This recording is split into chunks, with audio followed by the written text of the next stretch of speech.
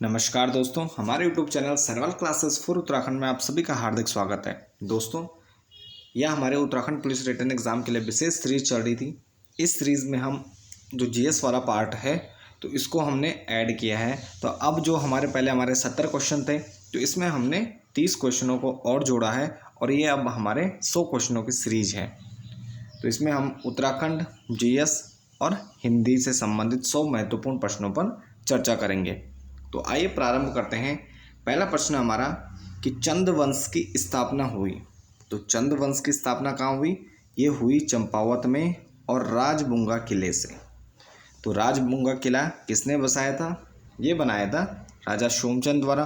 तो सोमचंद के द्वारा चंपावत में राजबुंगा किले से चंद वंश की स्थापना की जाती है। अगला प्रश्न है कि पाभय ताम्रपत्र का संबंध किस चंद शासक से है?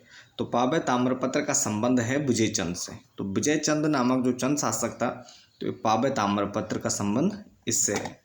अगला प्रश्न है कि चंद राजाओं की वंशावली दी गई है। तो चंद राजाओं की वंशावली दी गई है मानवोदय काव्य में। और मानवोदय काव्य क्या है? एक गढ़वाल जो पंवार वंश है तो पंवार वंशकालीन क्या है ग्रंथ है मानवोदय काव्य, और कवि भरत द्वारा लिखा गया है। तो इसमें चंद राजाओं की वंशावली भी दी गई है। अगला प्रश्न है कि सोमचंद ने चंद वंश की स्थापना कब की? तो सोमचंद द्वारा चंद वंश की स्थापना की जाती है और जो ये तिथियां हैं ये काफ़ी विवादित हैं। तो यहाँ पर हम ये नहीं कह सकते कि यह सर्वमान्य तिथि है, क्योंकि अलग अलग इतिहासकार इसकी अलग अलग व्याख्या करते हैं। तो सामान्यतः सोमचंद द्वारा चंद वंश की स्थापना मानी जाती है 1020 से 1025 के आसपास। अगला प्रश्न है कि तीसरे चंद शासक पूर्णचंद ने शासन किया। तो तीसरे चंद शासक, ये भी तिथियां विवादित हैं। तो 1066 से 84 तक जो इतिहासकार हैं, तो कुछ इतिहासकार क्या हैं 1066 से 1084 ईस्वी तक तीसरे शासक पूर्णचंद का शासनकाल मानते हैं। और कुछ इतिहासकार क्या है, इनका जो चंद वंश की स्थापना है तो वह 700 ईस्वी के आसपास बताते हैं। तो यहाँ पर जो तीसरा शासक होगा उसका जो शासनकाल होगा वो पहले आ जाएगा। तो ये क्या है, जो तिथियाँ हैं ये काफ़ी विवादित हैं। तो इसमें आपको ज़्यादा इतना महत्वपूर्ण नहीं है। अगले प्रश्न की ओर बढ़ते हैं कि अशोकचल के समय चंद शासक था। तो अशोकचल के समय चंद शासक था बीरचंद, और इसकी मृत्यु 1206 ईस्वी में मानी जाती है। तो अशोकचल के समय चंद शासक कौन था? बीरचंद था। और अशोकचल का आक्रमण होता है 1191 ईस्वी में कुमाऊं और गढ़वाल यानी संपूर्ण उत्तराखंड पर होता है। तो कुमाऊं में यहाँ पर बीरचंद शासन कर रहे होते हैं। अगला प्रश्न है कि अशोकचल द्वारा सामंत राज नियुक्त किया गया था।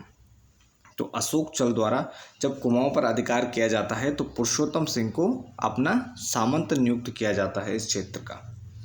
अगला प्रश्न है कि अभयचंद का प्राचीनतम ज्ञात अभिलेख प्राप्त हुआ है। तो अभयचंद का प्राचीनतम ज्ञात अभिलेख है 1360 ईस्वी मानेश्वर नौला चंपावत से। तो 1360 ईस्वी का मानेश्वर नौला चंपावत से अभयचंद का हमें अभिलेख प्राप्त होता है। अगला प्रश्न है कि ज्ञानचंद का राचिन था। तो ज्ञानचंद का राचिन क्या था? तो गरुड़ था ज्ञानचंद का राचिन, और वह क्या था? विष्णु का वह उपासक था। तो विष्णु का यह भक्त था, भगवान विष्णु का। और गरुड़ क्या था इसका राचिन्ह था। और यह फिरोज शाह तुगलक के दरबार में गया था, अतः उन्होंने क्या किया? गरुड़ की उपाधि दी थी। तो इसलिए ज्ञानचंद के आगे गरुड़ ज्ञानचंद लगा होता है। अगला प्रश्न है कि बद्रीदत्त पांडे के अनुसार बालेश्वर का मंदिर बनवाया था। तो बद्रीदत्त पांडे के अनुसार बालेश्वर का मंदिर बनवाया था उद्यानचंद ने। तो उद्यानचंद द्वारा बनवाया गया था। चंपावत में यह मंदिर स्थित है, बालेश्वर का मंदिर। और बद्रीदत्त पांडे जी मानते हैं कि उद्यानचंद ने यह मंदिर बनवाया था। अगला प्रश्न है कि सोर से मल्लों का प्राचीन ताम्रपत्र प्राप्त हुआ है। तो सोर से मल्लों का प्राचीनतम ताम्रपत्र प्राप्त हुआ है 1337 ईस्वी। तो 1337 ईस्वी का सोर से मल्लों का प्राचीन ताम्रपत्र प्राप्त हुआ है, और सोर कहा जाता था पिथौरागढ़ को। अगला प्रश्न है कि बालो कल्याण चंद का ताम्रपत्र प्राप्त हुए हैं। तो बालो कल्याण चंद का ताम्रपत्र प्राप्त हुआ है कलपानीगाड़ पिथौरागढ़ से। तो कलपानीगाड़ नामक स्थान से पिथौरागढ़ में है। तो यहाँ से बालो कल्याण चंद का ताम्रपत्र प्राप्त हुआ है और बालो कल्याण चंद द्वारा ही राजधानी को चंपावत से अल्मोड़ा स्थानांतरित किया जाता है पूर्ण रूप से। तो पूर्ण रूप से बालो कल्याण चंद द्वारा ही राजधानी को चंपावत से अल्मोड़ा स्थानांतरित किया जाता है। अगला प्रश्न है कि बद्रीदत्त पांडे के अनुसार ख्वास खां ने किस चंद राजा के समय कुमाऊं में शरण ली थी। तो बद्रीदत्त पांडे के अनुसार जो ख्वास या खवास खां था, तो इसके द्वारा माणिक चंद के समय कुमाऊं में शरण ली गई थी। और कुछ इतिहासकार भीष्म चंद के समय मानते हैं। तो आपको ध्यान रखना है कि बद्रीदत्त पांडे जी क्या मानते हैं, माणिक चंद के समय मानते हैं कि चंद राजा माणिक चंद था जिसके समय ख्वास खां या खवास खां ने शरण ली थी। अगला प्रश्न है कि पुरुषोत्तम पंत को कुमाऊं के इतिहास का कहा जाता है। तो पुरुषोत्तम पंत को कुमाऊं के इतिहास में जाना जाता है रॉबर्ट ब्रुस के नाम से। रॉबर्ट ब्रुस के नाम से जाना जाता है पुरुषोत्तम पंत को। अगला प्रश्न है कि ग्वालदम के युद्ध के समय गढ़वाल का शासक था। तो ग्वालदम के युद्ध के समय गढ़वाल का शासक कौन था, तो ये था बलभद्र शाह और रुद्रचंद के बीच यह युद्ध हुआ था। ग्वालदम का युद्ध बलभद्र शाह और रुद्रचंद। अगला प्रश्न है चंदों के समय भूमि के मालिक को कहा जाता था। तो जब चंदों का शासन था तो यहाँ इस समय भूमि के मालिक को कहा जाता था थातवान। तो भूमि के स्वामी को क्या कहा जाता था, थातवान कहा जाता था। अगला प्रश्न है कि मूनाकोट ताम्रपत्र में लक्ष्मी चंद का नाम मिलता है। तो मूनाकोट ताम्रपत्र में लक्ष्मी चंद को लक्ष्मण कहकर संबोधित किया गया है। तो लक्ष्मण कहा गया है मूनाकोट ताम्रपत्र में लक्ष्मी चंद को। अगला प्रश्न है कि जूलिया व सिरती नामक कर किसके द्वारा लगाए गए हैं। तो जूलिया व सिरती नामक कर लगाए गए हैं लक्ष्मी चंद के द्वारा। तो जूलिया और सिरती नामक कर किसके द्वारा लगाए गए, लक्ष्मी चंद। अगला प्रश्न है कि शाहजहां ने बहादुर व जमींदार की उपाधि किसे दी थी। तो शाहजहां द्वारा बाज बहादुर चंद को बहादुर व जमींदार की उपाधि दी गई थी जब इन्होंने गढ़वाल आक्रमण पर मुगलों की सहायता की थी। तो मुगल सेना की सहायता करने के कारण बाज बहादुर चंद को बहादुर व जमींदार की उपाधि दी गई थी शाहजहां के द्वारा। अगला प्रश्न है कुमाऊं में जजिया कर लगाने वाला एकमात्र चंद राजा था। तो कुमाऊं में जजिया कर लगाने वाला एकमात्र चंद शासक कौन था, तो ये भी बाज बहादुर चंद था। इसके द्वारा सर्वप्रथम कुमाऊं में जजिया कर लगाया गया। अगला प्रश्न है कि उद्योग चंद के किस सेनापति को सोर का नेगी भी कहा जाता था। तो उद्योग चंद के शिरोमणि जोशी को, जो दूसरे सेनापति थे, तो इनको क्या कहा जाता था, शिरोमणि जोशी को सोर का नेगी भी कहा जाता था। तो शिरोमणि जोशी क्या कहलाता था, सोर का नेगी। और सोर घाटी पिथौरागढ़ को कहा जाता था। तो पिथौरागढ़ का प्राचीन नाम क्या है, सोर, और सिरप नाम है डीडीहाट का। अगला प्रश्न है कि ज्ञानचंद व फतेह शाह के बीच युद्ध हुआ। तो ज्ञानचंद और फतेह शाह के बीच ऐसे तो कई युद्ध हुए, लेकिन इसमें प्रसिद्ध युद्ध है दुधौली का युद्ध, और यह 1703 ईस्वी में होता है। तो ज्ञानचंद और फतेह शाह के बीच प्रमुख युद्ध होता है दुधौली का युद्ध 1703 ईस्वी, और इस युद्ध में ज्ञानचंद विजयी होता है, ज्ञानचंद सेकंड। अगला प्रश्न है कि जुआरियों पर कर लगाने वाला शासक था। तो जुआरियों पर कर लगाने वाला शासक कौन सा था, तो कुमाऊं में जुआरियों पर कर लगाने वाला शासक था जगतचंद। तो जगतचंद के द्वारा सर्वप्रथम जुआरियों पर भी कर लगाया गया। अगला प्रश्न है कि देवीचंद ने किस रोहिला सरदार को अपना सेनापति नियुक्त किया था। तो दाऊद खां को देवीचंद द्वारा क्या किया गया था, अपना सेनापति नियुक्त किया गया था। तो एक मुस्लिम सेनापति नियुक्त किया गया था दाऊद खां के रूप में देवीचंद द्वारा। अगला प्रश्न है कि शिवदेव जोशी किस नाम से प्रसिद्ध थे। तो शिवदेव जोशी को कुमाऊं का कौटल्य भी कहा जाता है। तो कुमाऊं के कौटल्य के रूप में जाने जाते हैं शिवदेव जोशी। अगला प्रश्न है कि बगवाली पोखर का युद्ध किसके मध्य हुआ। तो बगवाली पोखर का युद्ध होता है ललित शाह की सेना व मोहन चंद के बीच 1779 में। तो 1779 में ललित शाह की सेना व मोहन चंद के बीच युद्ध होता है 1779 बगवाली पोखर का युद्ध। अगला प्रश्न है कि अल्मोड़ा पर गोरखों का कब्जा कब हुआ। तो अल्मोड़ा पर गोरखों का कब्जा हुआ 1 फरवरी 1790 में। तो 1790 में अल्मोड़ा पर गोरखों का कब्जा होता है और उसके बाद 1815 तक अल्मोड़ा गोरखों के अधीन रहता है। अगला प्रश्न है कि राहुल सांकृत्यायन ने विभीषण की संज्ञा दी है। तो राहुल सांकृत्यायन ने विभीषण की संज्ञा दी है हर्षदेव जोशी को। तो विभीषण की तरह ही हर्षदेव जोशी द्वारा घर के भेद बताए जाते हैं, पहले गोरखाओं को और उसके बाद अंग्रेजों को। तो यहाँ पर विभीषण के तरह ही कार्य करते हैं हर्षदेव जोशी, इस कारण राहुल सांकृत्यायन ने इन्हें विभीषण कहा है। अगला प्रश्न है कि चंद काल में खेनी कपिलिनी कर संबंधित था। तो खेनी कपिलिनी नामक जो कर संबंधित था ये था कुली बेगार कर। क्या था? ये कुली बेगार कर था खेनी कपिलिनी। अगला प्रश्न है चंद काल में मौकर संबंधित था। तो हर परिवार से लिया जाने वाला कर क्या था? चंद काल में मौकर कहा जाता था। अगला प्रश्न है कि चंद काल में बाजदार नामक कर संबंधित था। तो बाजदार नामक कर था महाजनों को देकर। तो महाजनों को यह देना होता था जिसे बाजदार कर कहा जाता था। अगला प्रश्न है कि चंद काल भाग कर संबंधित था। तो चंद काल में भाग कर कहा जाता था घराटों पर लगने वाले कर को। तो घराटों पर लगने वाले कर को क्या कहा जाता था? भाग कर। और उसके बाद बैकर कर। तो बैकर कर का संबंध था अनाज के रूप में देकर। तो यानी यह अनाज के रूप में दिया जाने वाला कर क्या कहलाता था? बैकर कर कहलाता था।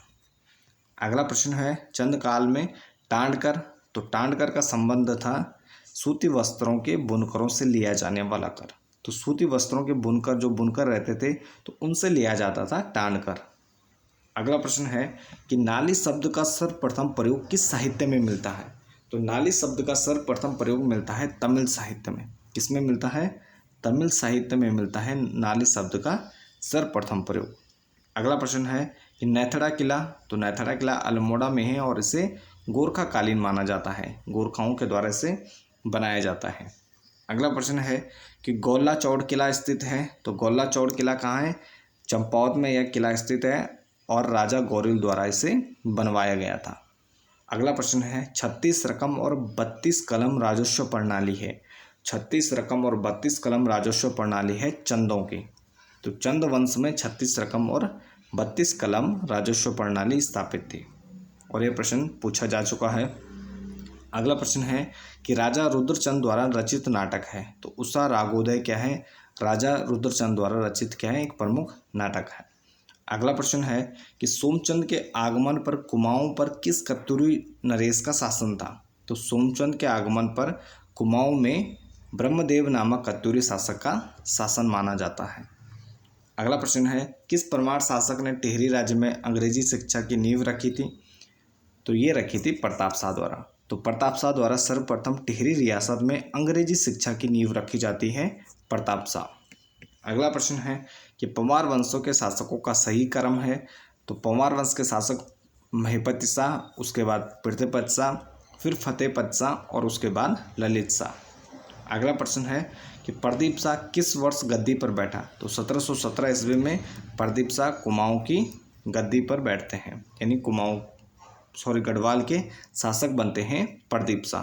तो ये परमार शासक हैं, तो गढ़वाल की सत्ता संभालते हैं 1717 ईस्वी में।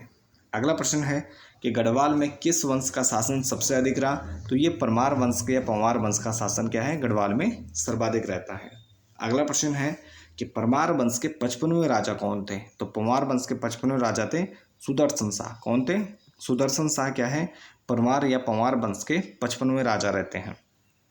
अगला प्रश्न है गुलदस्त तवारिक इकोह टिहरी गढ़वाल। तो गुलदस्त तवारिक इकोह टिहरी गढ़वाल नामक पुस्तक के लेखक कौन है? तो इसके लेखक हैं मियाँ प्रेम सिंह। तो मियाँ प्रेम सिंह के द्वारा गुलदस्त तवारिक इकोह टिहरी गढ़वाल नामक पुस्तक लिखी गई है। अगला प्रश्न है कि नागेंद्र सकलानी किस तिथि को शहीद हुए थे? तो आंदोलनकारी नागेंद्र सकलानी ये शहीद हुए थे 11 जनवरी 1948। तो 11 जनवरी 1948 को शहीद हुए थे नागेंद्र सकलानी। अगला प्रश्न है कि श्री गुरु राम राय को किस राजा ने अपने राज्य में आश्रय दिया था? तो श्री गुरु राम राय को फतेहपत शाह द्वारा अपने राज्य में आश्रय दिया जाता है। तो फतेहपत शाह द्वारा श्री गुरु राम राय को अपने राज्य में आश्रय दिया गया और इसके साथ ही भूमि दान भी की गई देहरादून के क्षेत्र में और कुछ गांव भी अर्पित किए गए श्री गुरु राम राय को। अगला प्रश्न है कि सेनापति रिखोला लोधी पर आधारित पुस्तक है, तो सेनापति रिखोला लोधी पर आधारित पुस्तक है गढ़वीर महाकाव्य। तो गढ़वीर महाकाव्य नामक पुस्तक है रिखोला लोधी पर। तो ये महिपति शाह के समय क्या है, सेनापति रहते हैं। अगला प्रश्न है और उत्तराखंड का अंतिम प्रश्न है, टिहरी रियासत का भारतीय संघ में विलीनीकरण हुआ। तो टिहरी रियासत का भारतीय संघ में विलीनीकरण कब होता है, तो ये होता है 1949 में। 1949 ईस्वी में टिहरी रियासत क्या हो जाती है, भारत में शामिल हो जाती है 1 अगस्त 1949 में, और यह उत्तर प्रदेश का एक जिला बन जाता है। अब इसके बाद जीएस के प्रश्न हैं। पहला प्रश्न है कि सर्वप्रथम भारत कौन आए थे। तो सर्वप्रथम भारत कौन आते हैं, पुर्तगाली आते हैं। सर्वप्रथम कौन आता है, पुर्तगाली भारत आते हैं। अगला प्रश्न है कि लॉर्ड विलियम बेंटिंक ने किस प्रथा की समाप्ति की थी। तो लॉर्ड विलियम बेंटिंक द्वारा सती प्रथा समाप्त की जाती है। तो लॉर्ड विलियम बेंटिंक द्वारा सती प्रथा की समाप्ति की गई थी। अगला प्रश्न है कि बंगाल में द्वैध शासक का जन्मदाता कौन था। तो बंगाल में द्वैध शासक का जन्मदाता था कर्जन। कौन था, लॉर्ड कर्जन को बंगाल में द्वैध शासक का जन्मदाता माना जाता है। अगला प्रश्न है कि किस मुगल शासक ने अंग्रेजों को फैक्ट्री खोलने की अनुमति दी थी। तो ये मुगल शासक थे जहांगीर। जहांगीर द्वारा सर्वप्रथम अंग्रेजों को फैक्ट्री खोलने की अनुमति दी गई थी। अगला प्रश्न है कि 1857 की क्रांति के समय भारत के गवर्नर जनरल कौन थे। तो 1857 की क्रांति के समय भारत के गवर्नर जनरल थे लॉर्ड कैनिंग। कौन थे, लॉर्ड कैनिंग रहते हैं 1857 के क्रांति के समय भारत के गवर्नर जनरल। अगला प्रश्न है कि शेरशाह सूरी का मकबरा कहाँ स्थित है। तो शेरशाह सूरी का मकबरा स्थित है सासाराम में। कहाँ स्थित है, सासाराम में है शेरशाह सूरी का मकबरा। अगला प्रश्न है गुरु रामदास किस शासक के आध्यात्मिक गुरु थे। तो शिवाजी के आध्यात्मिक गुरु थे गुरु रामदास। अगला प्रश्न है पहली बार ब्राह्मणों पर जजिया कर किस शासक ने लगाया। तो ये लगाया था फिरोज शाह तुगलक ने। तो फिरोज शाह तुगलक द्वारा पहली बार ब्राह्मणों पर जजिया कर लगाया गया। अगला प्रश्न है कि फॉरवर्ड ब्लॉक की स्थापना किसने की थी। तो फॉरवर्ड ब्लॉक की स्थापना की थी सुभाष चंद्र बोस ने। किसने की थी, सुभाष चंद्र बोस द्वारा फॉरवर्ड ब्लॉक की स्थापना की गई थी। अगला प्रश्न है कि भारत ने संविधान को कब ग्रहण किया। तो भारत ने संविधान को ग्रहण किया 26 जनवरी 1950 को। तो 26 जनवरी 1950 को भारतीय संविधान क्या हुआ था, लागू किया गया था। अगला प्रश्न है कि भारतीय राष्ट्रीय सेना INA की स्थापना कब हुई। तो भारतीय राष्ट्रीय सेना INA की स्थापना की गई 1943 में। तो 1943 में भारतीय राष्ट्रीय सेना INA की स्थापना की गई। अगला प्रश्न है कि केंद्र तथा राज्यों के संबंधों के लिए बना आयोग। तो केंद्र तथा राज्यों के लिए संबंधों के लिए बना आयोग था सरकारी आयोग। तो सरकारी आयोग क्या था, केंद्र राज्य संबंधों से संबंधित था। अगला प्रश्न है कि संयुक्त राष्ट्र संघ के महासचिव का कार्यकाल कितने वर्षों का होता है। तो संयुक्त राष्ट्र संघ के महासचिव का कार्यकाल होता है 5 वर्षों का। कितने वर्षों का होता है, 5 वर्षों का। अगला प्रश्न है कि लोकसभा में विपक्ष के प्रथम नेता कौन थे। तो लोकसभा में विपक्ष के प्रथम नेता थे राम सुवंग सिंह। तो राम सुवंग सिंह क्या थे, विपक्ष में प्रथम नेता थे लोकसभा में। अगला प्रश्न है कि सुप्रीम कोर्ट के किस अनुच्छेद के तहत 5 प्रकार की रिट जारी की जाती है।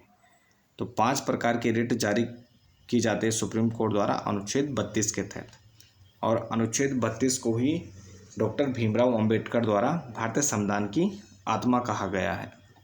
अगला प्रश्न है कि जनसंख्या की दृष्टि से न्यूनतम जनसंख्या वाला राज्य है। तो जनसंख्या की दृष्टि से न्यूनतम जनसंख्या वाला राज्य कौन सा है, तो ये है सिक्किम। जनगणना 2011 के अनुसार न्यूनतम जनसंख्या वाला राज्य है सिक्किम। अगला प्रश्न है भारत की सबसे अधिक ऊंची चोटी कौन सी है, तो यह है K2। तो K2 को भारत की सबसे ऊंची चोटी माना जाता है। तो गॉडविन ऑस्टिन कहा जाता है K2। अगला प्रश्न है कि भारत का सबसे लंबा बांध कौन सा है। तो भारत का सबसे लंबा बांध है हीराकुंड बांध। तो भारत का सबसे लंबा बांध कौन सा है, हीराकुंड बांध। अगला प्रश्न है कि चीन का शोक किस नदी को कहा जाता है। तो वांगो नदी को क्या कहा जाता है, चीन का शोक कहा जाता है। अगला प्रश्न है कि सबसे बड़ा प्रायद्वीप, तो अरब प्रायद्वीप क्या है, सबसे बड़ा प्रायद्वीप है। अगला प्रश्न है कि भारत का मैनचेस्टर कहा जाता है, तो भारत का मैनचेस्टर कहा जाता है अहमदाबाद को। तो भारत का मैनचेस्टर किसे कहा जाता है, अहमदाबाद। अगला प्रश्न है कि एशिया का सबसे बड़ा रेगिस्तान, तो एशिया का सबसे बड़ा रेगिस्तान कौन सा है, गोबी क्या है, एशिया का सबसे बड़ा रेगिस्तान है। अगला प्रश्न है कि समान वायुमंडलीय दबाव को मिलाने वाली रेखाएं कहलाती हैं, तो समान वायुमंडलीय दाब को मिलाने वाली रेखा क्या कहलाती है, तो ये आइसोबार कहलाती है। तो आइसोबार कहा जाता है समान वायुमंडलीय दाब को मिलाने वाली रेखा। अगला प्रश्न है कि मिश्रित अर्थव्यवस्था किसे कहा जाता है, तो मिश्रित अर्थव्यवस्था निजी एवं सार्वजनिक क्षेत्र के सह अस्तित्व को क्या कहते हैं, मिश्रित अर्थव्यवस्था कहते हैं। तो मिश्रित अर्थव्यवस्था में निजी एवं सार्वजनिक क्षेत्र का क्या होता है, एक साथ अस्तित्व बना रहता है। अगला प्रश्न है अंत्योदय कार्यक्रम सर्वप्रथम किस राज्य में प्रारंभ हुआ, तो अंत्योदय कार्यक्रम सर्वप्रथम ये हुआ राजस्थान में। कहाँ हुआ, तो राजस्थान से प्रारंभ होता है। अगला प्रश्न है कि हनुमंत राव समिति का संबंध किस उद्योग से है, तो हनुमंत राव समिति का संबंध है उर्वरक से, तो उर्वरक से संबंधित है हनुमंत राव समिति। अगला प्रश्न है कि भारतीय मुद्रा किस देश में कानूनी रूप से मान्य है, तो नेपाल में भारतीय मुद्रा क्या है, कानूनी रूप से मान्य है नेपाल में। अगला प्रश्न है कि भारत के लिए नियोजित अर्थव्यवस्था नामक पुस्तक किसने लिखी, तो भारत के लिए नियोजित अर्थव्यवस्था नामक पुस्तक लिखी है सर एम विश्वेश्वरैया ने। किसने लिखी है, सर एम विश्वेश्वरैया। अगला प्रश्न है कि कुल एंड बियर शब्द किससे संबंधित है, तो कुल एंड बियर शब्द संबंधित है शेयर बाजार से। किससे संबंधित है, शेयर बाजार से। और जीएस का अंतिम प्रश्न है कि न्यूनतम मूल्य उत्पाद किस हेतु जारी किया जाता है, तो न्यूनतम मूल्य उत्पाद ये जारी किया जाता है कृषि में। किसमें किया जाता है, कृषि क्षेत्र में जारी किया जाता है न्यूनतम मूल्य उत्पाद। अब इसके बाद हिंदी के 20 महत्वपूर्ण प्रश्न है हमारा। पहला प्रश्न है इसमें कि वह ध्वनि या ध्वनि समूह जिसका उच्चारण एक सांस या प्रत्यय में होता है, तो वह ध्वनि या ध्वनि समूह जिसका उच्चारण क्या होता है, एक सांस या प्रत्यय में होता है, तो क्या कहलाता है, अक्षर कहलाता है। अगला प्रश्न है कि मृदुला पुस्तक पढ़ रही है, तो मृदुला पुस्तक पढ़ रही है में वाक्य कौन सा होगा, तो मृदुला पुस्तक पढ़ रही है, तो ये क्या हो जाएगा, एक साधारण वाक्य हो जाएगा, सामान्य वाक्य है। अगला प्रश्न है हम यह कार्य तो करना चाहते हैं किंतु उसे भली भांति नहीं कर पाते में कौन सा वाक्य है, तो हम यह कार्य करना तो चाहते हैं किंतु उसे भली भांति नहीं कर पाते, तो यह क्या है, एक संयुक्त वाक्य है, जुड़ा हुआ है। किंतु, यथा, परंतु ये सब क्या होते हैं, एक संयुक्त वाक्य की पहचान होते हैं। अगला प्रश्न है कि मालूम होता है कि आज वर्षा होगी, तो मालूम होता है कि आज वर्षा होगी, तो अगर कोई वाक्य की से जुड़ रहा है तो इसमें क्या होगा, ये मिश्रित वाक्य हो जाएगा। अगला प्रश्न है रिक्शा संबंधित है, तो रिक्शा शब्द यह है जापानी भाषा का, तो रिक्शा शब्द जापानी भाषा का शब्द है। अगला प्रश्न है कि सजावट शब्द में लिंग है, तो सजावट शब्द है स्त्रीलिंग, तो सजावट शब्द क्या है, एक स्त्रीलिंग है। भारत शब्द है, तो भारत शब्द क्या है, भारत शब्द पुल्लिंग है। अगला प्रश्न है कि सीमा कुत्ते से डरती है में कारक होगा, तो सीमा कुत्ते से डरती है, तो यहाँ पर क्या आ रहा है, कुत्ते से डरती है, तो इसमें क्या हो जाएगा, अपादान कारक हो जाएगा। अगला प्रश्न है कि बुढ़ापे में संज्ञा है, तो बुढ़ापा क्या है, तो इसमें हो जाएगी भाववाचक संज्ञा, तो भाव है, तो बुढ़ापा क्या है, भाववाचक संज्ञा है। अगला प्रश्न है कोई आ रहा है में कोई सर्वनाम का कौन सा रूप है, तो कोई आ रहा है में कोई क्या हो जाएगा, इस सर्वनाम का अनिश्चयवाचक रूप हो जाएगा, तो अनिश्चयवाचक सर्वनाम क्या होगा, कोई। अगला प्रश्न है यह वह शब्द सर्वनाम के कौन से रूप हैं, तो यह और वह शब्द क्या है, सर्वनाम के निश्चयवाचक सर्वनाम के रूप हैं, तो यह वह तो क्या है, ये निश्चयवाचक सर्वनाम है। मुझे किस प्रकार का सर्वनाम है, तो मुझे है, इसमें है उत्तम पुरुष सर्वनाम, तो उत्तम पुरुष प्रकार का सर्वनाम क्या है, मुझे। अगला प्रश्न है कि जो शब्द संज्ञा या सर्वनाम की विशेषता बताते हैं क्या कहलाते हैं, तो संज्ञा या सर्वनाम की विशेषता बताने वाले शब्द क्या कहलाते हैं, ये विशेषण कहलाते हैं। अगला प्रश्न है कि जिस संज्ञा या सर्वनाम की शब्द की विशेषता बताई जाए उसे कहा जाता है। तो जिस संज्ञा या सर्वनाम शब्द की विशेषता बताई जाती है तो वह कहलाता है विशेष्य। क्या कहलाता है? विशेष्य कहलाता है। अगला प्रश्न है कि गीता सुंदर है। तो गीता सुंदर है, इसमें विशेषण और विशेष्य है। तो इसमें सुंदर क्या है? ये सुंदर विशेषण है और गीता क्या हो जाएगी? गीता विशेष्य हो जाएगी। यानी जिसकी विशेषता बताई जाती है वह विशेष्य हो जाता है, तो सुंदर क्या हो जाएगा? विशेषण। अगला प्रश्न है कि विशेषण के कितने भेद होते हैं? तो विशेषण के 4 मुख्य भेद होते हैं: गुणवाचक, संख्यावाचक, परिमाणवाचक और संकेत या सार्वनामिक विशेषण। तो ये क्या होते हैं? 4 प्रकार के विशेषण होते हैं। अगला प्रश्न है कि बच्चा आया है में काल है। तो बच्चा आया है ये क्या हो जाएगा? आसन्न भूतकाल हो जाएगा। तो बच्चा आया है तो ये क्या हो जाएगा? आसन्न भूतकाल। अगला प्रश्न है कि यदि वर्षा होती तो फसल अच्छी होती। तो इसमें कौन सा काल होगा? तो ये हो जाएगा हेतुमद भूतकाल। यानी एक जो वाक्य है वो दूसरे पर निर्भर है। तो यदि वर्षा होती तो फसल अच्छी होती, तो इसमें क्या आ जाएगा? हेतुमद आ जाता है। तो ये क्या है? भूतकाल में वाक्य है तो ये क्या हो जाएगा? हेतुमद भूतकाल हो जाएगा। यदि वर्षा होती तो फसल अच्छी होती। अगला प्रश्न है कि जिसकी गहराई का पता न लग सके। तो जिसकी गहराई का पता न लग सके उसे कहते हैं अथाह। क्या कहते हैं?